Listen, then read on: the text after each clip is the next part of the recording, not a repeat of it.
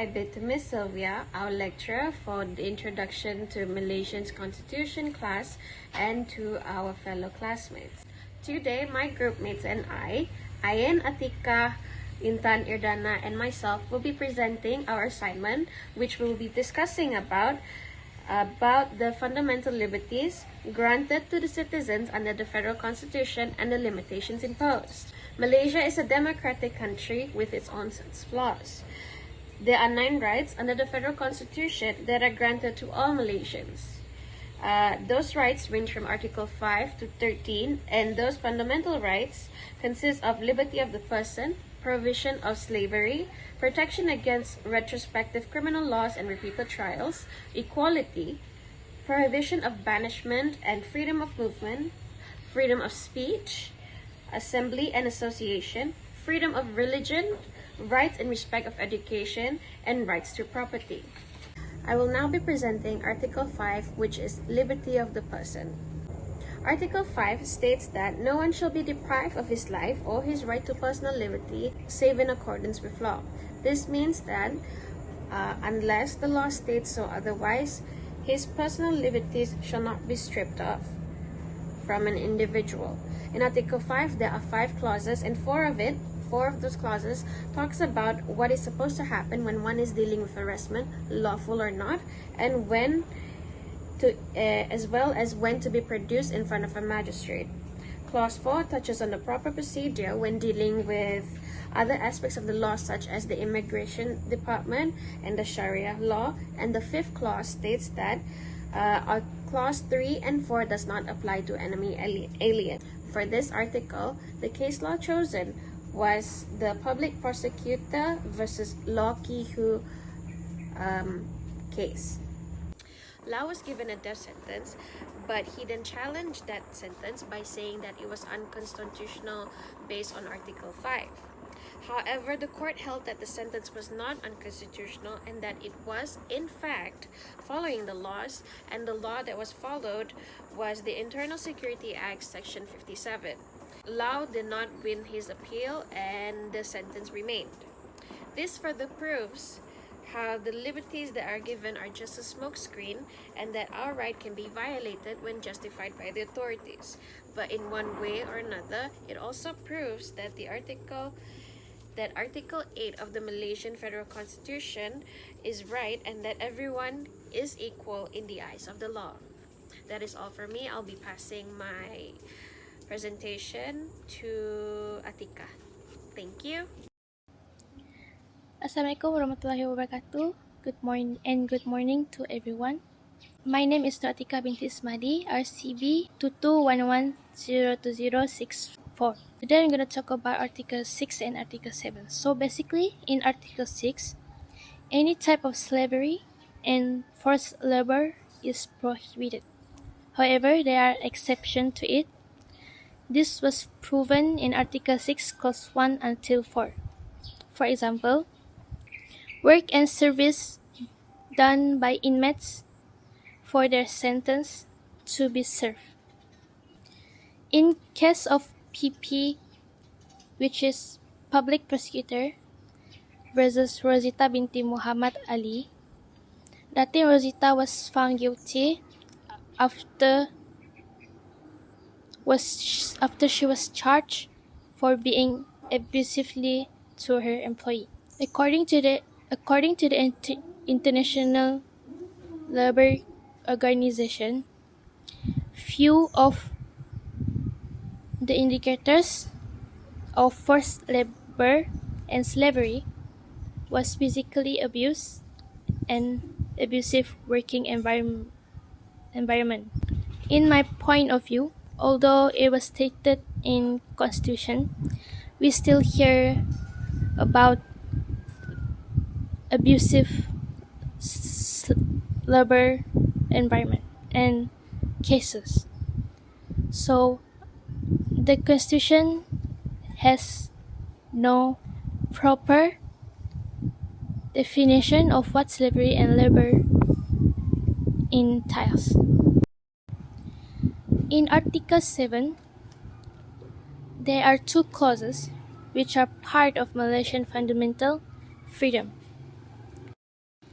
For example, in Clause 1, Article 7, a person cannot be charged or sentenced to a punishment that is higher or lower from a crime that was committed than what was stated by the time it was committed. In Article 7, Clause 2, one cannot be dragged into repeating trials unless it was ordered by the higher court and there was new evidence. In the case of public prosecutors and Muhammad Ismail, the defendant was charged for drug trafficking. The prosecutor requested that the law amendment to make the death penalty mandatory while the case was waiting for the decision. However, the court held the amendment and it was not applicable as it was made after the proceedings. Point of view, Article 7 is that severe past crimes cannot be put on trial when the law has come into force. The punishment cannot be increased due when the offenses was being committed. Hi, my name is Intan Farda binti Rahman and my number metric is RCB2211020013. Good morning to Miss Sylvia Banun Maja, and I would like to present about Article 8 and Article 9. Article 8 is the idea of equality for any person in Malaysia. It is include equal opportunity of life, religion, race, belief, birthplace, and gender. It stated that fair treatment in law is to be extended to anyone if the person is a ruler of any state. For example, the case of PP versus Tengku Mahmud Iskandar, although the defendant is the son of Sultan Johor, the law still applies to him and the ask for a lighter punishment is denied. In the case of Beatrice Fernandez versus Malaysian Airlines, equality is not applied because the pregnant stewardess was let go over something that was a natural condition and that was brought to court. However, the complainant was denied because she had signed a separate agreement with the airline relating to being let go if she ever were to be pregnant. Next is the point of view and limitation of Article 8. Is if the arrangement was regulated by personal and private law, this constitutional law is not being used, such as a case of Beatrice Fernandez versus Malaysian Airlines over her wrongful termination. Article 9 is prohibition of banishment and freedom of movement. The legal provision in Article 9 is specifically for Malaysian citizens only. This is in regards to coming and going in and out between states and that one can reside anywhere in federation. It also cannot be banished from any state unless there are health, safety, security risks to the state mentioned.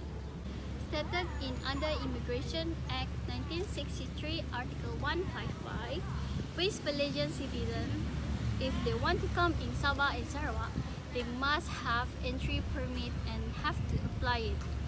But not happen with Sabah and Sarawak residents. If they want to come into West Malaysia, they don't need anything and freely enter in.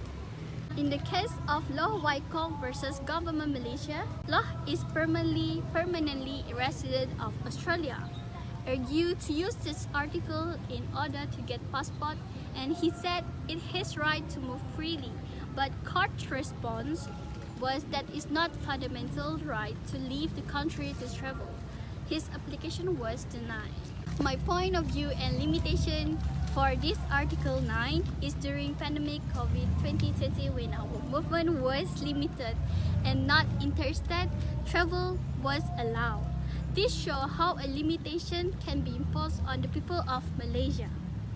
It also does not extend to citizens having a passport.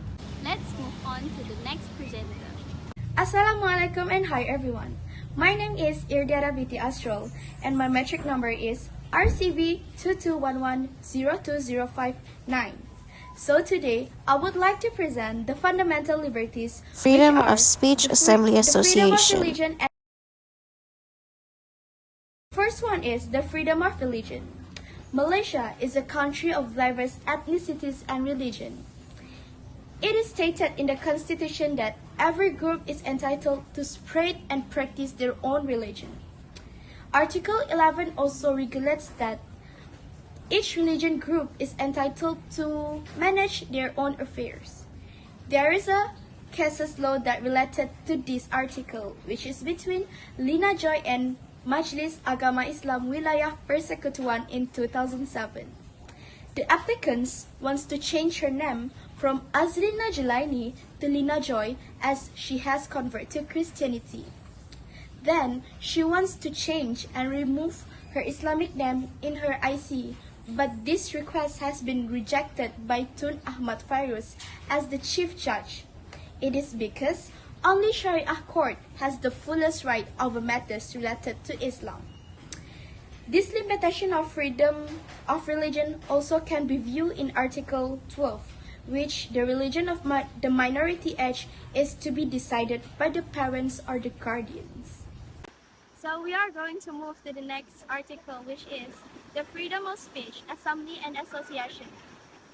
As a citizen, we have the right to say whatever we want, whether it is in the form of art, protest, demonstration, social media, and so on. However, the government has allowed to restrict if it threatens of any of the following below, which is the security of the country, the diplomatic relation between other countries, public order and morality, the privilege of the protection of privilege of the parliament, and the contempt of court, defamation, and institutement of any offense. There is a cases law related to this article, which is the Lim Kit Siang and Datuk Sri Mahathir cases have highlighted the limits of freedom of expression and criticism of the administration of justice. Datuk Sri Mahathir criticized the court for interpreting laws contrary to Parliament's intent. Lim Kit Siang claimed the criticism challenge is standard operating procedures of the judiciary and what the judiciary says. However, it was found that his criticism was not meant to be contained, but it was an expression of frustration.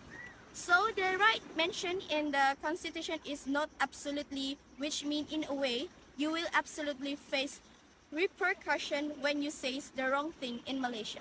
So that's all from me. Thank you. Hi, good morning to Miss Hilda and my friends. I'm Noaini Oman. Number metric card is RCB 2211022019. Today I want to talk about Article 12. So Clause 1 and 2 specifically stand for the right for an education. No one is to be deprived of education regardless of their religion, race, descent, or place of birth. Clause 2 of Article 12 also states that every religious group is entitled to establish and maintain institutions for the education of children in its own religion. Clause 3 states that no one is required to take part in a ceremony that is not of their own religion, and Clause 4 states that the religion of an individual under the age of 18 is to be decided by the parent or guardian of said individual. Clause 4 can be seen in a case such as Indira Gandhi v. Director of the Department of Islamic Religion Perak and ORS, where Indira's husband had converted their children into Islam without her knowledge and was brought to the court to reverse the conversation. Not the conversation, but the conversion. It was approved by the High Court, but then was overruled by the Court of Appeal. So it was mentioned that this type of matters are a matter of Sharia court to decide. This is my opinion. Education should be free for all those who desire knowledge, or at the very least, make primary level education free to ensure that all people of Malaysia have basic knowledge in their life. Also, it should be made clear in the Constitution that both parents should agree on which religion that the child should be, so as to avoid cases such as Indira Gandhi's. Now we move to the next article, which is Article 13.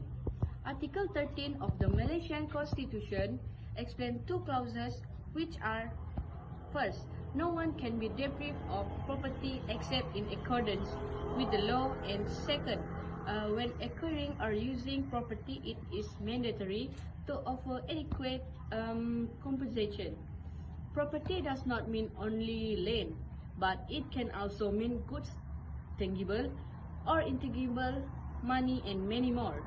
Most of the cases concerning rights to property often include Aboriginal people, such as the case of Adong bin Kuau and ORS v Kerajaan Negeri Johor in Anor 1997. 1997.